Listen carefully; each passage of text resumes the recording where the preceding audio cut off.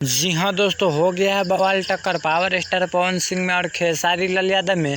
जानेंगे इस वीडियो में कि कौन मारा है बाजी। तो दोस्तों आइए इस वीडियो में पूरी जानकारी देने वाले हैं। अगर उससे पहले पावर स्टार पवन सिंह का फैन होंगे तो वीडियो को लाइक करके चैनल को सब्सक्राइब कर लीजिएगा।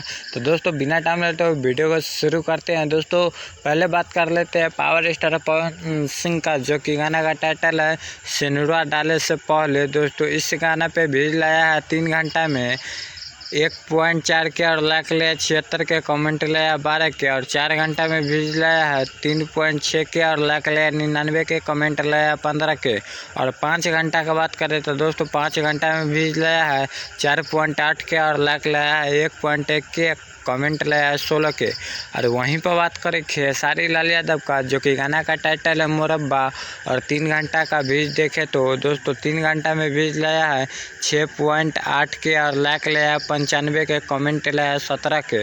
और 4 घंटा का बात करें तो दोस्तों 4 घंटा में व्यूज लाया है 9.9 के और लाइक लाया है 1 के, कमेंट लाया है 19 के। और वहीं पर बात करें 5 घंटा का तो दोस्तों 5 घंटा में व्यूज लाया है 12 लाख और लाइक लाया 1.1 के, कमेंट लाया 21,000।